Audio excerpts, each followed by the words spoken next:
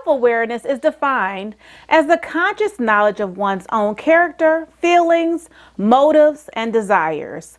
It includes gaining an understanding of and insight into one's strengths, qualities, weaknesses, defects, ideas, thoughts, beliefs, ideals, responses, reactions, attitude, emotions, and motivations. Self-awareness is one of the first components of self-concept to emerge. Self-concept refers to how we perceive ourselves. Our self-concept is formed, sustained, and changed by interactions with others. This means that the self-concept is primarily a social phenomenon that is influenced by relationships. Consider the people in your life who have shaped the way that you perceive yourself and how they have affected your self-concept. How have they influenced your thinking? My name is Jennifer Mitchell-Early. I help individuals and teams achieve organizational and personal success, and this is Leadership Matters.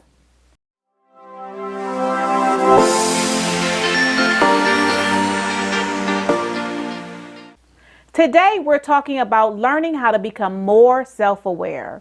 It's an essential step in creating the life that you want, as it helps you to pinpoint what your passions and emotions are and how your personality can help you in life.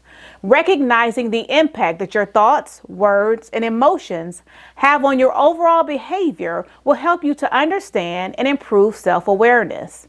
Once aware, you'll be able to make necessary changes in the directions of your future. While self-awareness is something that is central to who you are, it's not something that you are actually focused on at every moment of every day. Instead, self-awareness becomes woven into the fabric of who you are and emerges at different points depending on the situation and your personality. Self-awareness is often broken down into two different types, either public or private. Public self-awareness emerges when people are aware of how they appear to others. It's apparent in situations when people are at the center of attention, such as when giving a presentation or talking to a group of friends. This type of self-awareness often compels people to adhere to social norms. When we are aware that we are being watched and evaluated, we often try to behave in ways that are socially acceptable and desirable. On the other hand, private self-awareness happens when people become aware of some aspects of themselves, but only in a private way.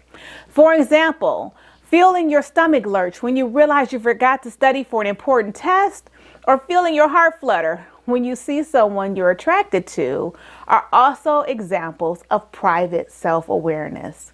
Sometimes people can become overly self-aware and veer into what is known as self-consciousness. Have you ever felt like everyone was watching you, judging your actions, and waiting to see what you'll do next? This heightened state of self-awareness can leave you feeling awkward and nervous in some instances. Self-awareness is about observing patterns of thought. How do you tend to think about and explain what happens to you? What's your self-talk like? What expectations do you hold in certain settings or with certain people? What are your core beliefs that influence your thinking? Patterns of emotion. How well do you understand your own moods and emotions?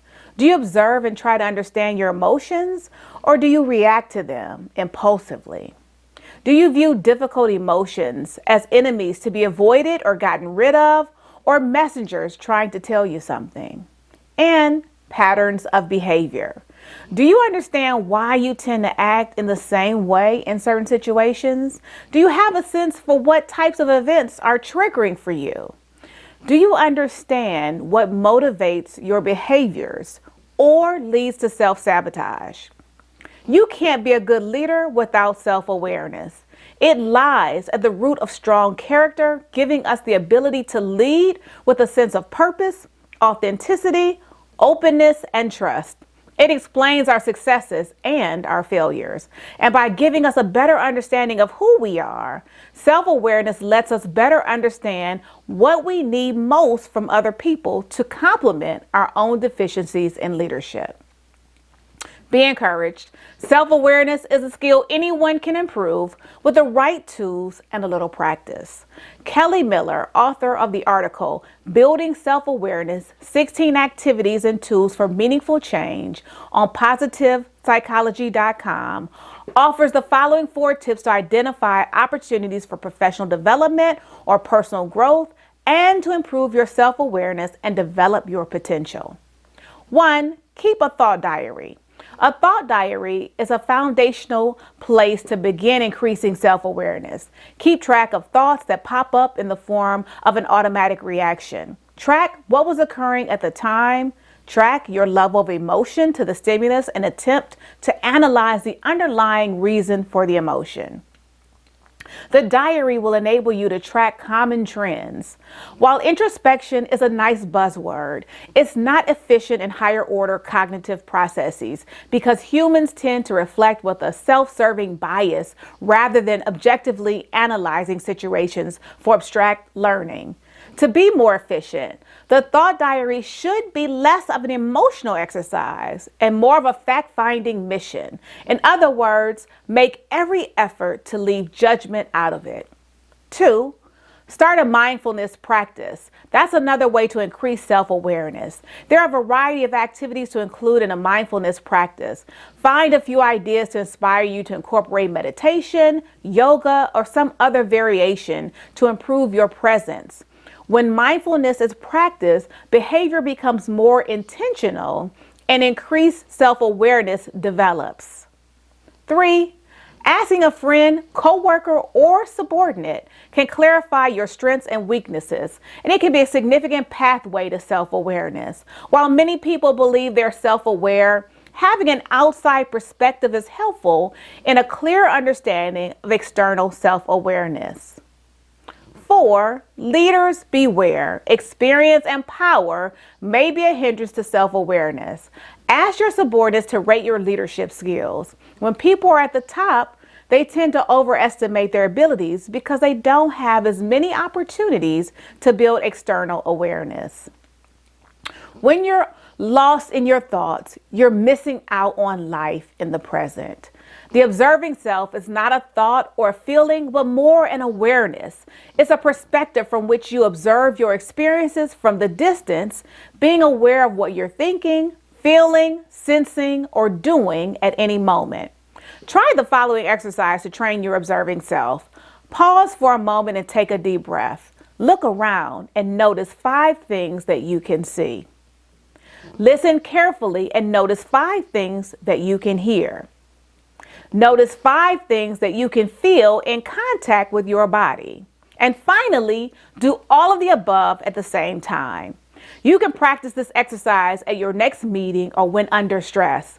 Pause before you react. Understand the potential reactions and choose the wisest one, not the first one that comes to your mind. Knowing yourself is like peeling back the layers of an onion. Self-awareness is a never-ending practice. You'll always have another layer to peel back. It's not easy to develop this level of introspection. Most people are afraid to be truly honest with themselves about their strengths, weaknesses, and current challenges. But if you implement the ideas outlined, then you'll develop a level of self-awareness that will help you grow as a person and become at peace with yourself. If you found this information valuable, hit the like button and subscribe. And don't forget to click the notification bell so that you'll be notified every time I upload new content. Thanks and have a great week.